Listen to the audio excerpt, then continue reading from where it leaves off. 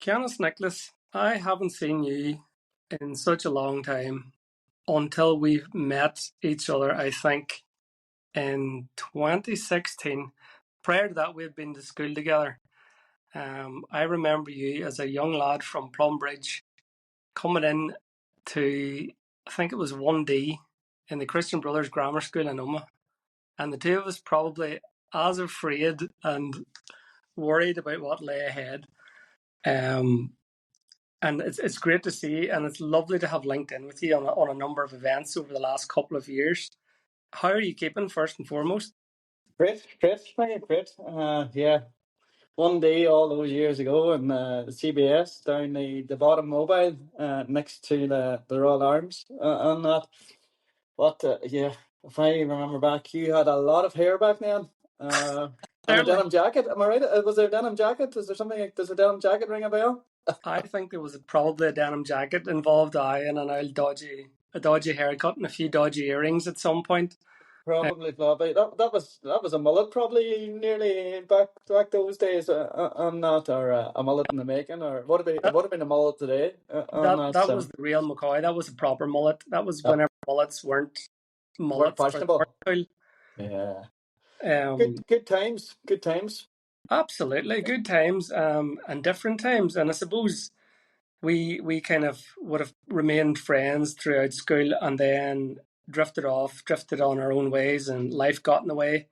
And triathlon kind of brought us back together, I suppose, didn't it?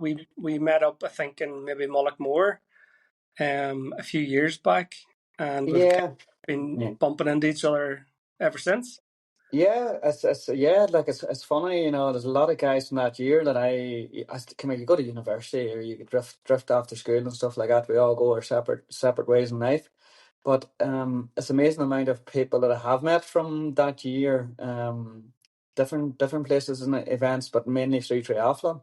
And that Eddie O'Reilly is seen back in Mullaghmore and early, it's different ones you would have seen in Aye, different places and that. So yeah. yeah, it was good to see you again and on that, and then seeing you again recently, and huge change. I Eh, am I'm definitely getting there. I've lost a bit of timber. I've only one chin left. Hopefully it'll not disappear on me. yeah, I just chipping away. I yeah. suppose that's how we know each other, and I guess a lot of other people might know you. They would certainly know your face and possibly know your name, more so in conjunction with the Bundoran 10 mile race that's been running for, well, how long has that been going on now, Canis? Oh, next 13 years will be the next. It's 2 years we didn't have it with COVID, and so 15 years altogether on the go. On that, yeah, the Bundoran 10. Some people up here think this should be renamed the Tyrone 10. Uh, There's definitely a big contingent from the Tyrone area, and Omagh Town's well represented in it. I think there's definitely 50% of the field from Tyrone at this stage, especially the last couple of years, and that for definite. And that, so yeah, first weekend in March always, 1st of March next year, 2025. Yes, come here. It's the first race of the year. We're just blessed with timing and that, and it's well established now. I presented the checks there last Friday week, Friday week ago. We raised 30,000 last year, Brilliant. so there's well in excess of 150,000 has been raised over the event to date. Really small committee and that, but people come, people like it and that. Sun's always shining in Bundoran. There's never any wind. Yeah, I don't know how you might Sorry. go about the weather. But the funny thing, and probably you, like, I think you've done this recently and that, but see, the first 10 years, it's actually the biggest problem was the heat. That's And people with sunstroke and things like that. And then people in the sea afterwards. And it was amazing to see people in Bundoran in the sea in March. Yeah. cooling down, or running tops. Um, how that event came about is a really interesting story. I was involved with the local club at the time, Tirconnell. Sponsored a race for them, which was an 8K race on New Year's Day. So you had the Greencastle 5. Everybody knew about it, and Yeah. then we were trying to do a New Year's Day one, and this is could be 20 years ago now. It's definitely 16, 17. And Tirconnell, or sorry, Athletics Ireland came to us and goes, we want to do a Great Northwest Run. Too many events in Dublin. We want to get events out of Dublin.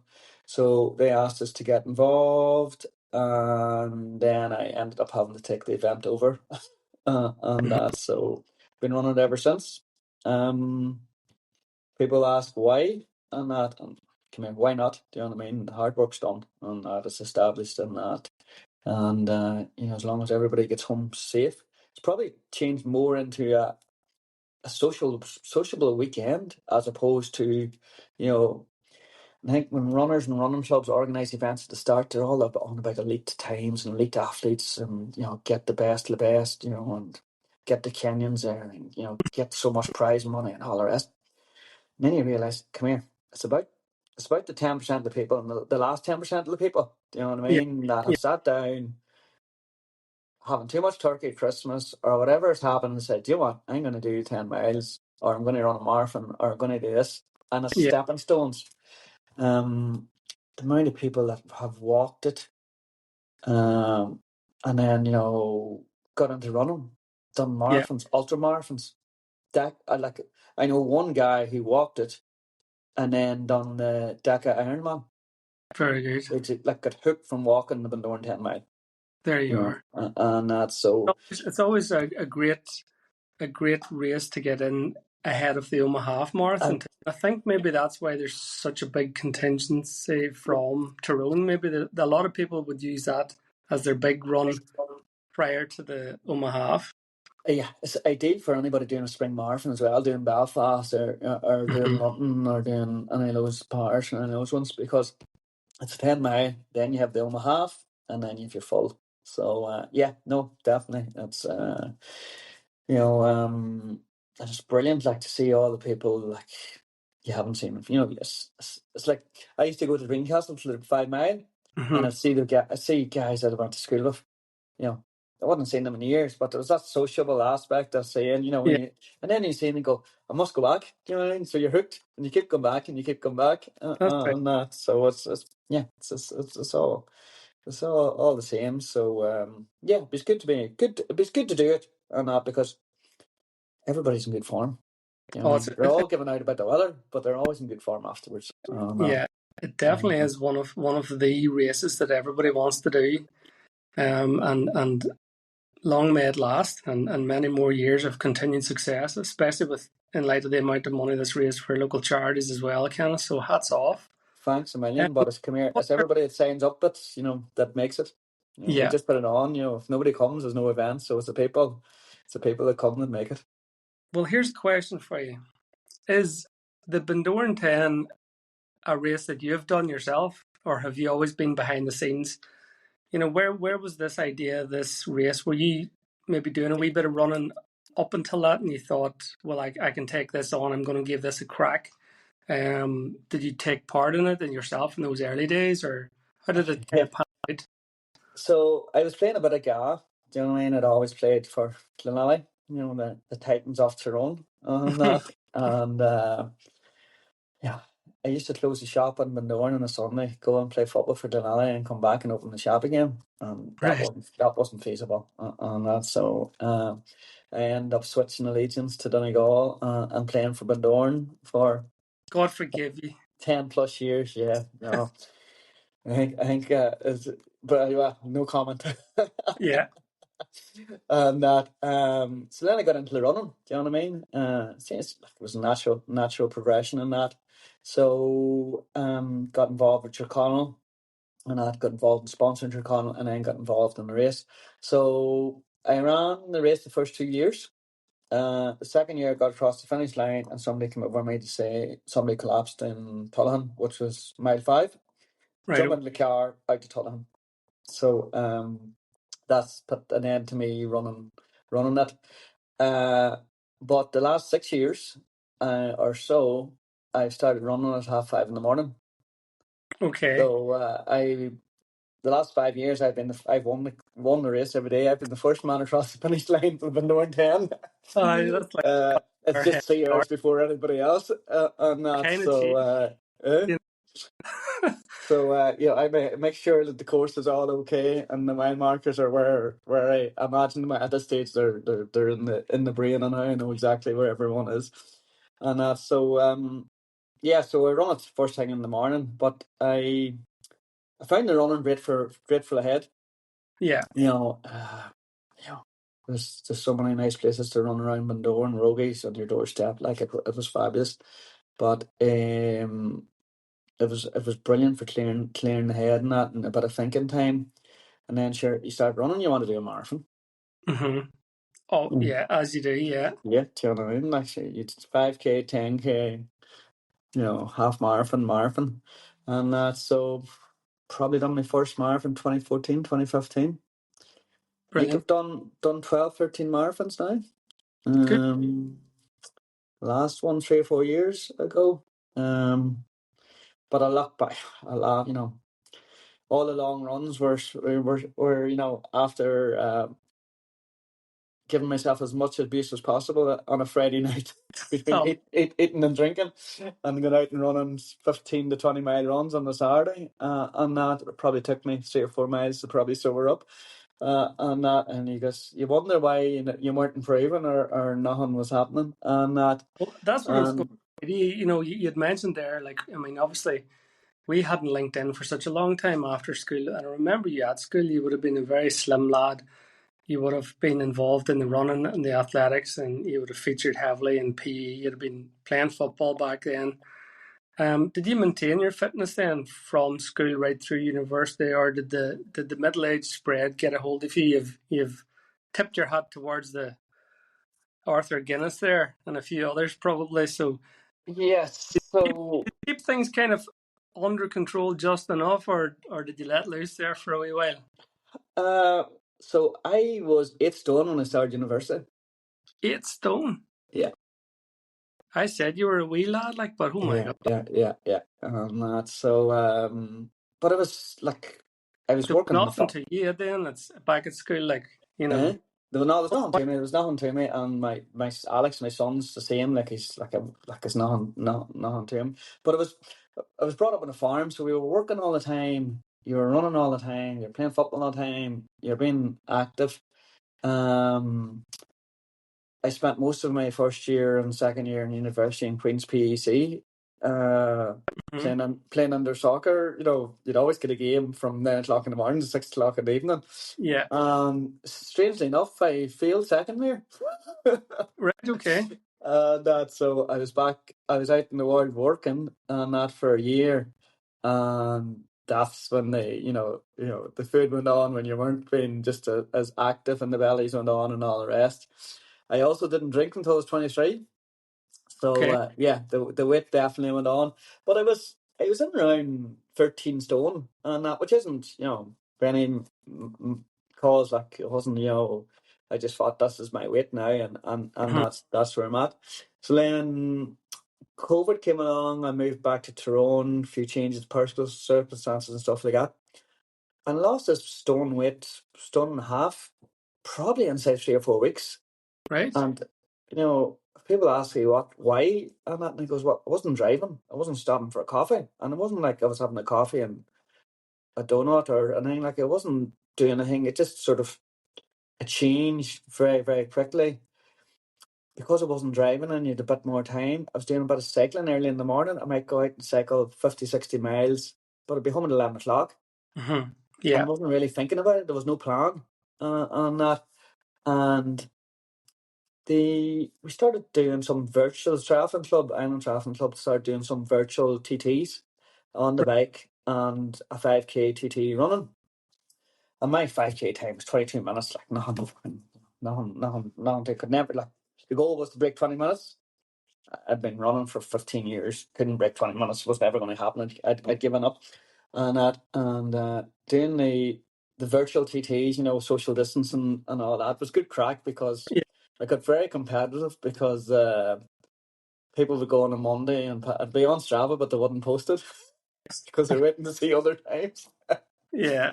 So, but it was come here. It's the nature of the beast of us all. But Yeah. one of the guys says to him, "Come on, do this 5K with me." I goes, "I haven't run in ages." Do you know what I mean? And he goes, "Come on." So I was right. We'll go and I'll do it. And I done 20 minutes flat. And he's going, Brilliant. "I haven't ran in 6 months. Where did that come out of? Haven't done that since I was like since ever." Do you know? And that. So I realised there was a change in weight and Oh, that, yeah. and that's 4 years ago, and I've never ran as little in my life, and that probably never trained as little in my life, but do a lot more small stuff and do it more regular. Hmm. Do a bit of gym work and stuff like that there, and I find as you get older, you just have to be recovery is more important. Yeah. You can get race fit in racing, and it doesn't because you've done so much. The brain memory kicks in, Yeah. and that a lot of it's a mental game. It's mind over matter, and Yeah. that because when you've been training as such, you're doing something for 15, 20 years, and that it doesn't take a lot. But and same, if I stop for 6 weeks, I'd be in trouble. Yeah. But it doesn't take a lot to maintain your fitness, and that you just have to get into those habits, It's about and that. kind of training smart, isn't it? And just being a wee bit Totally. sensible, but like not pushing too hard all the time. Doing odd wee speed session or whatever, but take that downtime and that recovery time and look after yourself and rehydrate and get plenty of sleep and all that sort of stuff. It's all that good stuff, and that, and like I look back, and we used to kill ourselves in training. Hmm. You know what I mean? We used to race all the time in training. No wonder when it got to a race, you could never race, like because you'd raced all the time in training. Where it's being that bit smart with yourself and not going 100% all the time is the Yeah. big difference. And I think also coaches are a lot smarter. Like there's a triathlon club, there's the running club, keeper lit, there's a cycling. Like there's good network of people around me, Yeah. and so it makes it easy. Brilliant. So you got into triathlon then off the back of the running, I suppose. Is that how it worked, or did so you were doing the running, then you started doing a wee bit of biking? Is that how it worked? And then you thought, well, I'm doing running, I'm doing biking. Maybe I should No, put a no, bit of running into it, or how? this is gonna come. This is a strange one. So, I was building a house in Bundoran. It was close to the water, and I remember some girl came on up in a panic, and I was saying, "I can't see my boyfriend. Can't see my boyfriend. He's out surfing. I can't see him. Can't see him." I was in Strand Beach, which is notorious for not being the safest place for swimming and stuff like that. Having a rip tide. So I got up in the scaffolding and I could see him in the distance, and I goes, "Come here, he's okay, he's okay." And like I could just about see because it was such a shitty day, wet, foggy, I couldn't see anything. But I sort of thought, if he wasn't bothered, I couldn't do anything, and I because I can't swim. Mm-hmm. So I was chatting to a friend of mine's, Tony Cummins, from Ballyshannon, and he used to do a lot of the running with me on the Saturday mornings. A guy who started playing rugby in his late 40s and started doing marathons in his early 50s. Brilliant. And he goes, "Sure, I'll teach you how to swim." He's my kind of guy. Yeah. Yeah, he's one of a kind. And he goes, "I'll teach you how to swim." I goes, "Right, perfect." And he goes, "Right, we'll go down to Mullickmore." So we went down to Mullickmore to the pier, not where you would do not down the boat quay and that, the pier. And he goes, "Jump in." I goes, "Tony, I can't swim." And he goes, "You can swim a bit." I goes, "Tony, I can't swim." And he just, I remember him looking at me and I jumped in and I maybe swam, 4 foot, Yeah. and came back again and Back where you, grabbed the metal steps again and held on. And he just looked and he shook his head and he goes, "Oh my God." And so the starting point was learning how to float. So learning to float with a wetsuit was the starting point. Uh-huh. And then we used to go up and down the side of the wall there where the pier is at Mullickmore, and that used to be my training. So I signed up for Mullickmore for the triathlon, and I remember I never forget the sense of elation coming off the bike. You know when you're finished, because you Hmm. need they're on can walk. Do you know what I mean? Yeah. I've done this. Do you know what I mean? I'm going to do this. I'm going to do this, and that. So really enjoyed it. Just such a high of instead of being crap at one sport, crap at three sports. Yeah.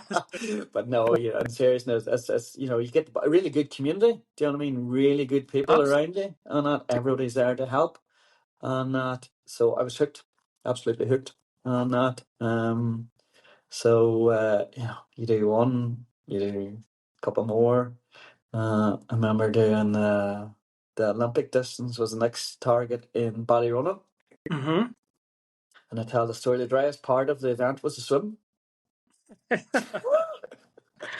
And we had to do loops. The water was that rough. We had to do loops of the marina. So I think 4 times you had to come out of the water and jump back in again, run 150 yards and jump back in again.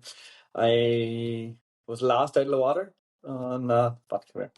Got it done. Remember racing up the road then to watch Tyrone play Dublin, and it was a real wet day in Dublin, and it was the day Tyrone scored 3 or 4 goals. I think that's 2015 or something like that there. Or Hmm. no, probably not. So yeah, so signed up for my first Ironman in Galway, the first Ironman event, or sorry, first half Ironman in Galway. Yeah.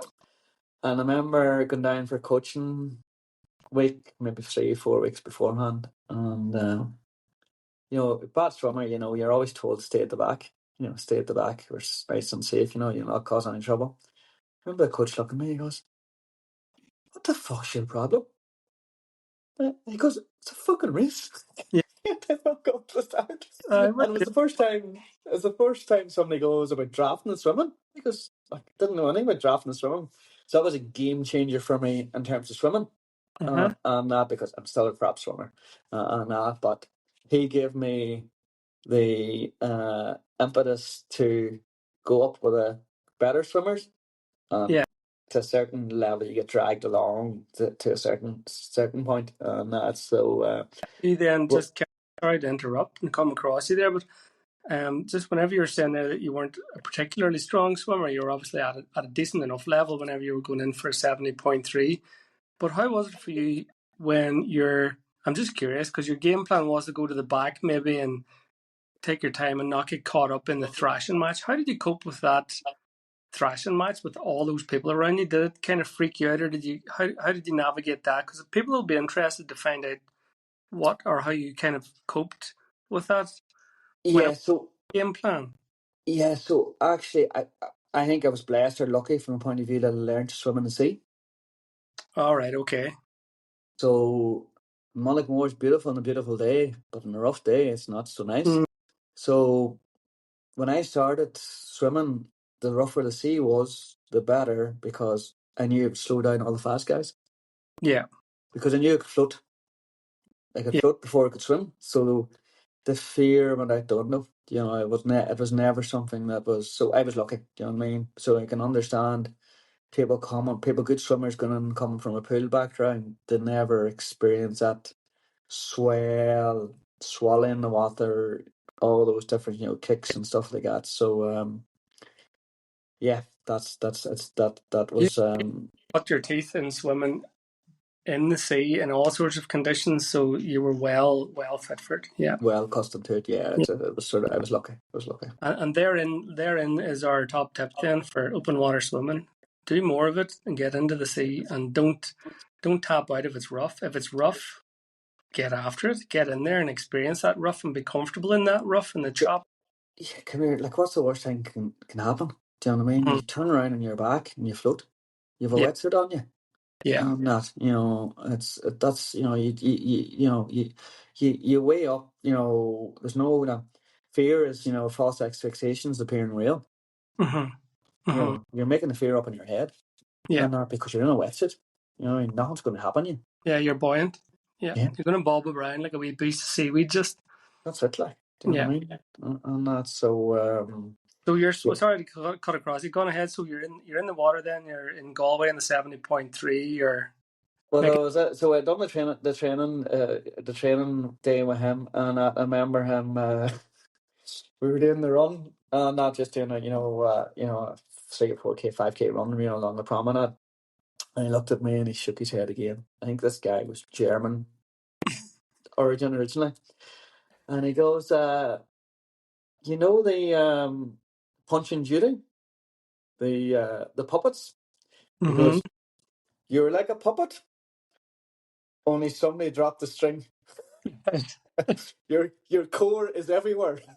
yeah, floppy and limp. And Yeah, so he just was disgusted. He was disgusted with my swimming, and he was disgusted with my running, this guy and didn't beat the bush at all, did he? he Like did not beat about the he bush. didn't give a fuck about your feelings. He said, "I'm here to tell you, I'm a coach. This He is where you're came going from on." Dublin in the bus with a bike underneath, an old beat up bike, and there was no keeping up with him. Like, and I don't even remember his name. But come here, it's all learning. That's the great thing about anybody who comes into triathlon. It's all learning. People will help you along the way, and that. So, come here. Everybody wants to do an Ironman. Yeah, That's the nature of the beast, and that was the next step, was to sign up for an Ironman and that. Um, Probably the hardest part of that was actually signing up, yeah. taking the balls to sign up. And Take, that was definitely the hardest part. I only wanted to do one. Do you know what I mean? yeah. And that I You done, found it. you had you done a couple of half distances before you decided to jump up to the full distance, or what way did that pan out, or I did think you? I'd done. I think I'd done a few in the UK, and that, and I'd done. I think I'd only done a couple, maybe. I done Barcelona full 2018, and I signed. Yeah, maybe I only had done one more full on that, Mhm. but I signed up for Dublin full in August as a warm up event. As or July August time as a warm up event, and because I know, like, I often tell this, like, so I came out of the swimming done Mary, changed into my cycling gear because I wanted to do everything that I was going to do for the full Ironman. Was taking it easy. It was a really fast bike course, and I got a really good bike. Changed again into my running gear, Mhm. and that. When I came across the finish line, I looked up, and I goes, "Oh my god!" Like, I was like maybe 35, 40 minutes ahead of my last half Ironman, Brilliant. and I'd stopped and transitioned for, as people say, tea sandwiches and a bit of cake because they Yeah. changed both times, and it's probably the most emotional I've ever been after a triathlon, and I don't know why. And I was the only person there, and I wasn't. It was a training day for me. It Uh-huh. wasn't built up to anything, but it just suddenly I just gone, yeah. And I still to this day don't know, don't know why. But I went to Barcelona then in 2018. Um, and that I put in good training because you have to give the Ironman respect. Like, you can't. There's no half measures and that. No. So the training I find is the toughest part of the Ironman. Mhm. And that the event's fine, but it's the training, is the commitment, and the 6 months that you have to give for the training is the hard part. Yeah. And that. So yeah. So Since that, I try to do two half Ironmans every year as a weekend away. very good. I've done Marbella a couple of times. I've done Portugal a couple of times. Cascais, find it fabulous events on the end of October, end of the season. Really nice place. I've done Staffordshire. I've done Exmoor. Um, I've done Mallorca. Done Dublin a couple of times on that. But it's just, they're holidays, do you know what I mean? And I Yeah. take them as holidays. Yeah. I go there. I have a couple of drinks and that, and I'm not going to break any records. I'm not going to, try to qualify for work or anything. Do you know what I mean? Yeah, It's a holiday where you're with good people. The weather's normally pretty good. yeah. It's an excuse away. Sounds lovely. And it leads up very nicely to your most recent triathlon. And your most recent triathlon was in Portugal Last weekend, last week, and in Coimbra. you had a So had a an you had an unfamiliar dry suit on you that day. Would you like to it's like what to that elaborate particular dry more. suit looked like, and how you Yeah, got to get to wear that particular dry suit? I'm also interested in. yeah. Well, that's a whole other story. How much time have you? Um, so obviously I had a lot of changes in personal life and stuff like that there, and a bit of a crossroads. And I spent a lot of time, I suppose, a lot of time developing myself from a personal development point of view.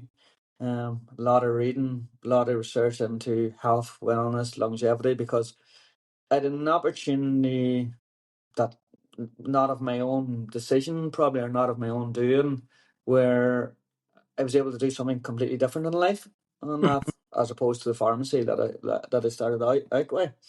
Um, that was never part of the plan, and that, but it's very seldom in life to get an opportunity to do something completely different. Mm-hmm. Um, so I've always been interested in health. I've always been interested in wellness. I think in business, you have to look after your own health, be that physical, mental, and everything else included, to be able to run any business. Because at the end of the day, the pressure comes back on you, and the decision making, everything comes back to you. And if you're physically and mentally not at the top of your game, well, there's no way you can actually make those correct decisions on that, because the brain just is not capable of it. So I was looking at new opportunities and learning and trying to see how I could incorporate all these things together. A couple of friends had reached out to me and had seen huge changes in probably just my attitude and my appearance and different things like that. And I ended up doing a bit of coaching with them and that. And then I goes, you know what, this is actually really, really great. Do you know what I mean? I'm actually enjoying this because it's, you're giving back, and it's actually not that dissimilar to the pharmacy, because, you know, the pharmacy is very caring. You have to be caring, and you have to want what's right for the person. Otherwise, you'll come across as being the opposite of what you're supposed to be there to do. So I went down the route of um, getting involved in Action Coach, which is a business franchise. Um, so to make a long story short, I'm now involved in Action Coach Northern Ireland, and growing that brand. But the one thing that really is the core of everything is the mindset, the vision, the dreams. You know, what do you want? Like, you ask most business people, well, what do you want? And most of them don't know. Most of them, started up with no real plans. Didn't maybe like a job or opportunity came along. And he goes like, if you got into the car and you didn't know where you were going, how would you get there? Yeah, great analogy. Yeah, You know, and like, if you want to improve your swimming, you get a swim coach. yeah, If you want to improve your running, you go run and join a running club. So if you want to improve in your business, why would you not get a coach? yeah. And so it made sense, because when I wanted to do an Ironman, I went and got a coach. Mm-hmm. So spent a lot. So mindset basically was what is the big thing. So part of the training I had to go sit down and write down my own goals. So there's, and I've always been good at goals, but probably haven't wrote an awful lot of them down a lot of times. And yeah, goals in your head are just dreams. Mm-hmm. Yeah. And so one of the goals I wrote down was to get an Irish Fest. Okay. Mm-hmm. And plan was I get an Irish Fast. By the end of 2024, I'll qualify through the national series, and I'll wear the Irish vest in 2025. Yeah. And for me, as an average Joe Soap athlete, trying to qualify isn't that isn't that straightforward. Do you know what I mean? Mm-hmm. And so first thing you have to do is when you renew your membership is you have to say you're interested, and I guess you have to pay an extra tenner or something like that there. So Yeah. done that when I renewed my membership, and 2 weeks later I got an email to say I was selected onto the team for the European Championships in Portugal. That's Very gone. good. Holy fuck! Do you know what I mean? Like, completely out of the blue. Not the way I expected it to be on Mm-hmm. that, but the fact I'd written it down, putting it out there to the universe, because the whole that. Yeah. So you have to believe in all that. Do you know what I mean? Mm-hmm. And that's so. So when we're talking about that, if there's any sponsors that want to sponsor me to Kona, because Kona's on that list as well. Like the only way I'm going to get is if somebody pays me to go. Yeah. So if you have any sponsors there, maybe you want to send me to Kona on that, because that's also on the list. So Yeah. yeah, got the Irish Fest. Come here, it was definitely very proud to be wearing it, and humble to be wearing it and that, and wasn't something that I expected to happen in the way it did, or that, but it was just really nice to be part of a team. Mm-hmm. Good lads and girls, do you know what I mean? And all there having a bit of fun as we all do, and that.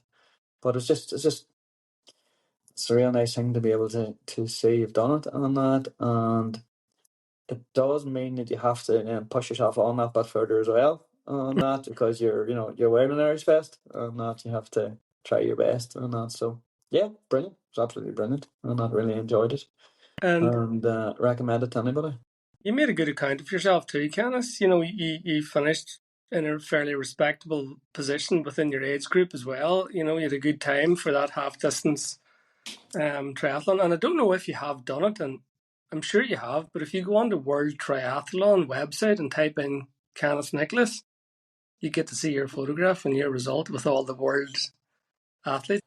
That's something cool as like, How did you know that? because I do my research. I just don't turn up here and bluff. And you I know think why? Do you know from why I'm there? Do you know game, why? Do you know game why I'm there? eh? Do you know why I'm there? Why?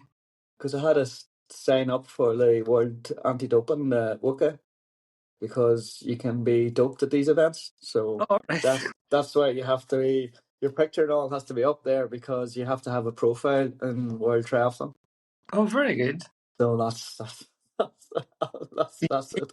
And ironically, your origins were in the drugs industry as well, from the from your early beginnings. And Yeah. So we'll move swiftly on. yeah, maybe not dwell on that. So, Kenneth, that's some story. How to it's a lovely way of capturing your journey right the way through and picking up your Ironman medal, and then ultimately representing Ireland and on a European triathlon. It's just phenomenal. So well done, you. Thank you, thank you, thank you. Appreciate Um, that. you've also done recently this year. I think whenever we were having our chat at James McManus triathlon, you had just been back from Mallorca. You did the 312 cycle out in Mallorca. Yeah, the 3-1 to Mallorca, 3-1-2. So that was another one on that list, and that always. Jeez, I used to go out to training camps in Mallorca 5-6 years ago, and the 3-1-2 was always on around that time, and it's pretty hardcore. 200 miles cycling in Mallorca. It's not the flattest island out Not there, faint-hearted. and yeah, and I knew loads of really friends of mine that are way better cyclists than me that didn't get it completed, and that's so I goes, I want to see what this is about, and try and get it done. So a friend of mine's invited me out, and that he was out there for 10 days and says, "Oh, I should come on out for a few days." So I goes, "Jesus, 3-1-2's on," and that so there's 10 of us went out, and I was the only one to get in, Okay. which which was maybe a good thing at the same time. So 8,500 people start. 2,200 finish it Right. on that. So it's a pretty high cutoff on that. What 30% only get through it. The first cutoff is exceptionally tight. Because the event starts at 7:30, but because of that volume of people, I think it was 5 to 8 before I got across the start line. Okay. So it lost 25 minutes. Before you'd even started, before you'd even crossed the start line, the clock is ticking. So it's not from the moment you cross the start line; it's from the moment the gun goes off, as such. For the first cutoff, yeah. Okay. Your official time when you finish, obviously, is your time when you cross the finish line or start line. Yeah. But in terms of the first cutoff, it's 10 past 10 for everybody. It doesn't matter where you started in that. And I suppose to put that into a bit of context, about 5 to 10, there was a guy from Limavady, from Roe Valley. It's obviously 8,500 people. So if you see somebody else, a jersey you recognise, you're going to chat to them. And I was going, how's good, we're chatting, and he goes, what pace are you doing? And I goes, oh, it's 25.2k. I'm an average so far. And he goes, I'm only 20.1. So there's almost 5k of a difference of us in the first 100k because he had started up the front. Right. So that's the sort of time you had to make up on that. And the first climb was Luke, and then Puig Major, and that. So there's plenty of climbing. But come here, I made it, and that made the first cut off by 10 minutes. Got into a good grip for the second cut off, and made it by 45 minutes. And then I was well inside, it was 2 hours or something inside. But what I found, because I had done, so that's almost 200 miles. I had done one 100-mile spin in the previous 15 months. Right. And that was a lap of the lock with the Island Wheelers leisure trip. So it was just an easy spin round. So completely unprepared, you would say, and that. And what was amazing was I felt physically way stronger in the second half. I think that's just muscle memory kicking in. I think honestly, when if you can just keep that going, repeating the conversation I had earlier, if you can get to a certain level of fitness and that, it's just a matter of turning up, and Yeah. it's also mental as well. You have to obviously push on a bit as well and that. But Would have been still doing your regular sort of 50, 60 miles, would you have up until no? no, I would have been doing 2 40-minute Swift sessions during the week, and maybe once a month, maybe getting 50 miles in. That was it. Like. That's interesting. Very interesting. Yeah, it is, but I think it's muscle memory. The body just kicks. It clearly worked for you anyway, Yeah, Canice. yeah. Like it's because I actually went out and done 50 miles the next day. Back up climbing again because the cycling club they'd landed that night and they were out for a week cycling, so I wanted to hook up with them before I went home the next day and that. And I just thought, what, the body's just an amazing thing, that I can just go and do something that 10 years ago I would have thought was insane and not a hope in hell, where it's like going out and doing a couple of hours and that, like, it's just, but long may it continue. Absolutely. Is that your first big sort of cycle outside of the Ironman distance? So Ironman's 112 mile. That there's 200 miles. Did you say? That's 200 miles. So I done 2 years ago. I done the Joe Bar 200 miles, which basically starts in Eglinton. 200 miles. It's a race, but you're on your own as such, and you can't draft anybody or anything like that there. Come here. The halfway point was at my parents' house. That was the only reason I wanted to do it.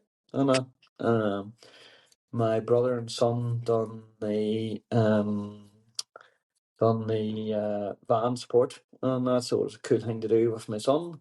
And Brilliant. that my goal was to finish. That was it. Wasn't no time or anything like that there. Wasn't chasing any time. Start off Eglinton, head to Derry, out Rafo direction into Ballbuffet. You climb up into Barnes, towards that climb out of Ballbuffet towards Donegal town. Yeah. You turn left into Castleberg over the mountain, and Yeah. that into Castleberg, into Archstraw, back into Douglas Bridge in Strabane.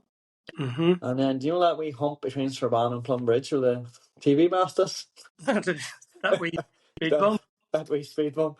You go up that, in the Plum Bridge, up to Rumness Bar, turn right for Barnes Gap. Mm-hmm. In the Barnes Gap, up towards Glen Hull direction, over to Dava, into Dribberstown. Right. Dribberstown into Moninina into Spurn Village, over the hump into Finney, I think it is. Dungiven, head towards Coleraine. Yeah, you come out in the Mahara, Coleraine side, and then push straight for Pudrush down into Castleknock and back to Eglinton. And it was so funny. I was looking down at the miles and I goes, only 185 miles done. And that, and like the hotels over there, like what's happened? Yeah. And I looked at the map and I goes, "Oh, you're not serious." Had to cycle the whole way into Derry and come back out the other side of the road, back to the hotel. I goes, "Use bleep, bleep, bleep." Insert sound effect. Talk about mentally messing with your head. You know what I mean? When you see Yeah. the finish line and you have to go another 7.5 miles past it and come back down the other side of the Joe Carriage and that. But yeah, come here. Got it done. It's really nice. I was really blessed with the weather. But again, you talk about nutrition and food and eating and all the rest. Top of Dava, maybe 1 o'clock. I think it starts 7 o'clock in the morning. Top of Dava is maybe 1 o'clock or something like that. There, sun beating down, and I goes, I'm cold. I'm cold. And then I go, oh, blood sugars have dropped here, Right. and that Mars bar, Coke, and I had Mars bars, Coke, and water for the last 100 miles. Brilliant. And that was and like mentally, the last climb is outside Dungiven, and there's 65 miles to go. Mm-hmm. And mentally in my head, I was finished. As I'm right, get home. Do you know what I mean? Down in the drops, and just get this done. Yeah. And you go, like, that's a 5 hour cycle on a Sunday. Do you know what I mean, or whatever? Going like, but in your head, mentally, the race was over. You were finished. Do you know what I mean? It was time just to get the hammers down and get home. And So that brings it back just very, very nicely to the mindset, and one of the wee things I would do on a long session is, and particularly whenever I've done a marathon, I've only done 3 marathons, but I always say, well, I've ran more than I have left to run, if that makes sense. So if yeah. I get past the halfway point, I'm on the countdown. I'm not looking at how far, it's I know I can run 8 mile if there's only 8 mile left. So I just tell myself, well, I can run 8 mile. So I just go Oh, and run 8 mile rather than thinking of running 26 mile. I break it down that way, So oh yeah. Yeah, like the marathon, they talk about the two halves, the first 20 and the last six. that's right. Yeah, Um, like I've seen me running, I've broken down to lampposts. yeah. I'll run to the next lamppost. I'll run, right, I'll say, run to the next lamppost. And but you learn a lot from your failures, I think. Do you know what I mean? Not every day is, not every day is a win either, like, and that, I think you one, you don't know how far you can go until you try. That's right. Yeah, And if you don't do that for yourself, how are you going to know in business, or how are you going to know in any dreams or aspirations or desires you have, or outside of triathlon? Like, after done that Joe Bar 200, I went and done the 7-day hike race in the Alps. Okay. Now, So what animal was that? that's classified as known as the toughest amateur cycle race in the world. Okay. So, So what sort of mileage are you talking? so the first day was 110 miles with I think 7,500 meters of climbing. Lovely. 7,500 meters. Yeah, yeah, yeah. Okay. So I think it was 3 days out of the 7 like that. Unbelievable. So, but the target mindset. So went out the day beforehand. Started in Nice. Went out the day beforehand. Got a flat tire after 15 minutes. Okay. Got the tire. Got got it fixed with the mechanics and everything. Got all sorted. Back to the hotel room. Grand. All good. Got up in the morning time. Tire's flat. Oh, shit. Right. Down to the mechanics. I think it was 7 o'clock in the morning start. Was down there 6 o'clock. Typical French Mavic mechanics. Hmm. Nothing. Just No, look at you. nothing. Look at you. Do you know what I mean? Shrug your shoulders. You know.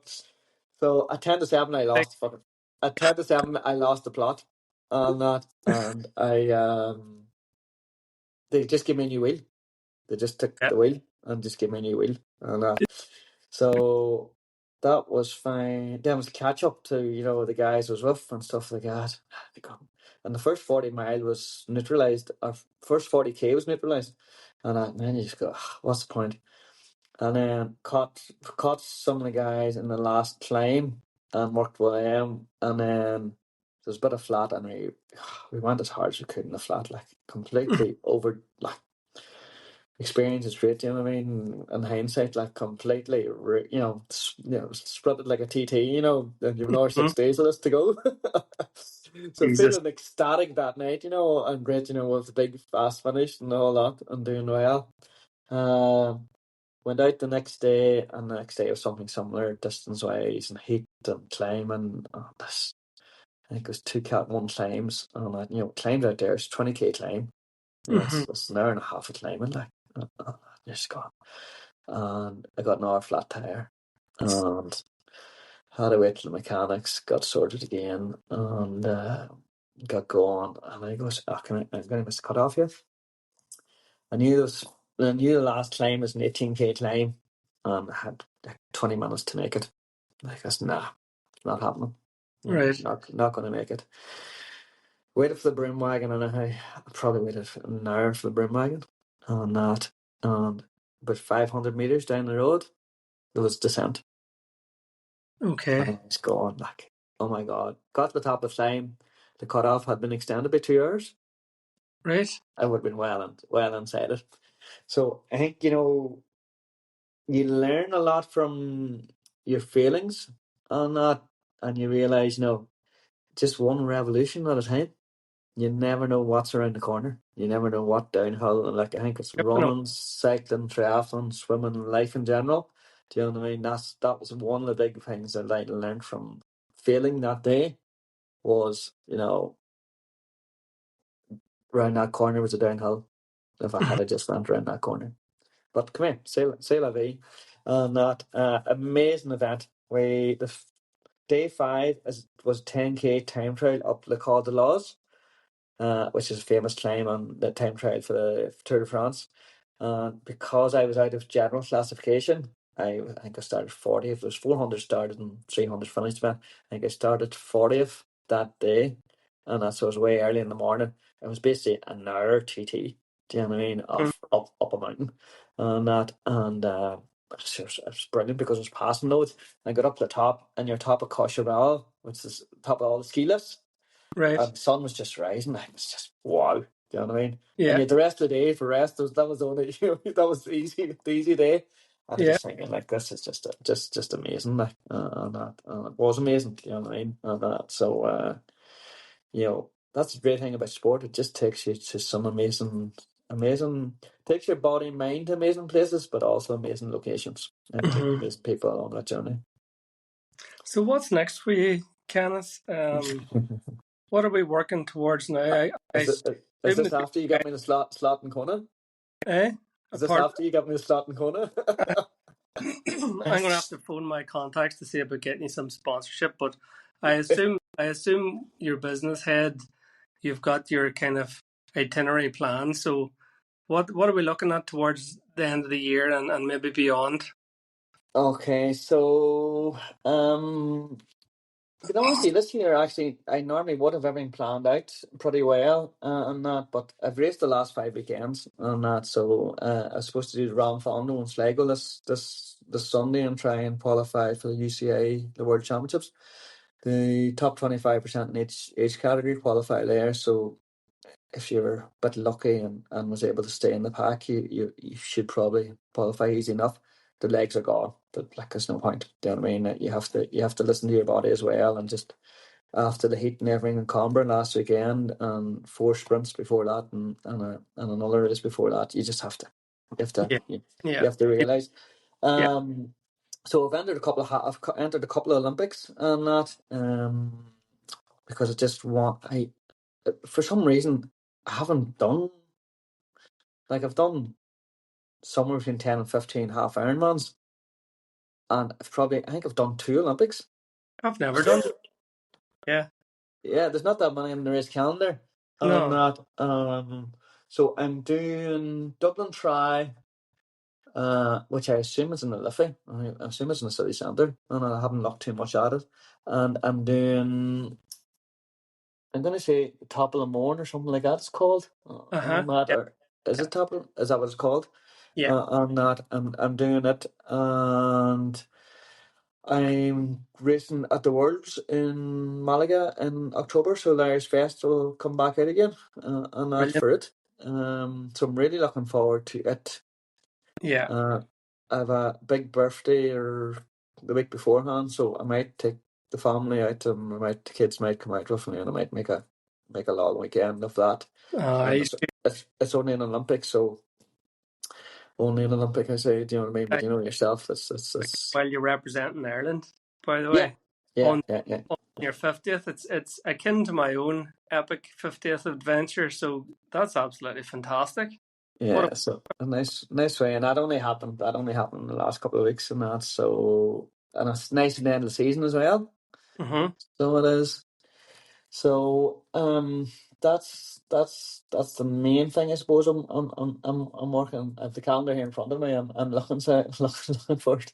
There's a Bundoran adventure race actually doing run on in the middle of September. It's the first time it's ever been run, so I'm doing it, and that it's What in the sand. that's something that would interest me. Is that one of the kayak up and down a mountain? No, it's a 10K in the sand dunes. Oh, in the sand dunes. Ooh, that's not. I'm getting a sense interest has dropped there a little. The arse just fell out of it there. Jesus, that there's Uh, camp. That's what that is. yeah, so I remember running it years ago as a bit of Gaelic training and so come here, it's for the football club, so that I don't support it on that, and it'll be good to do. Um, I have probably would like to do the six majors. Mm-hmm. If you've come across it, the six major marathons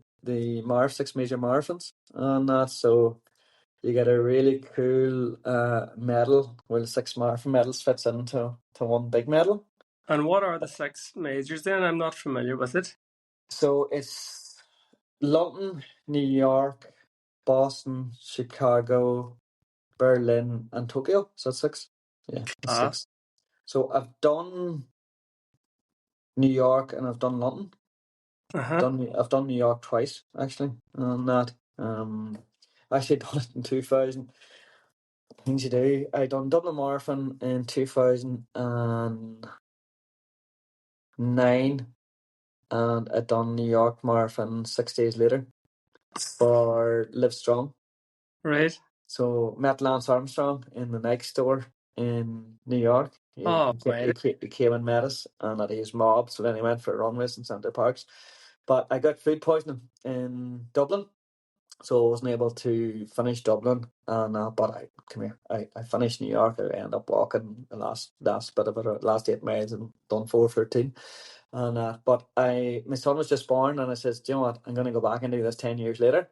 Yeah. So I went back in 2019, done Dublin again, and done New York, and it was just nice to be able to go over him and do that, and knock off an hour 2 marathons.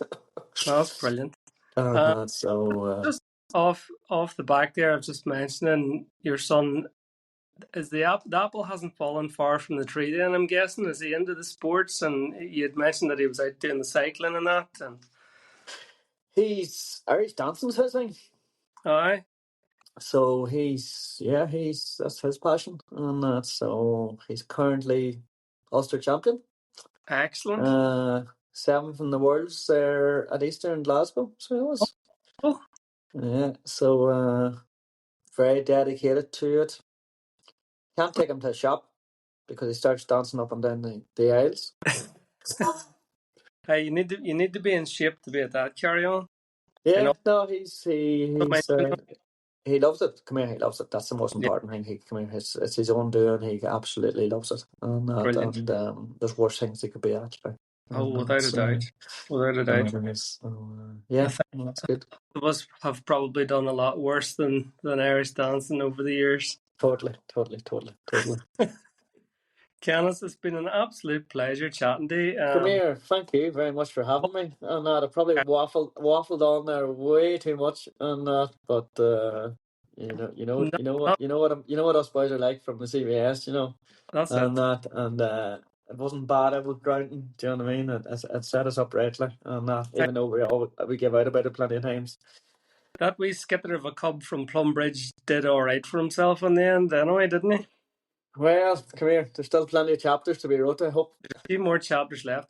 I'm going to Yeah. sign off by wishing you all the very best, Canice, for the next few events that you do, and I'll be looking forward to seeing how you get on in October. Cheers, and I'll Go on. hopefully Right. see you at some of them. Aye, 100%. Okay. Canice, Cheers. Thank you. take care. Cheers. Bye bye. Bye bye. Bye bye.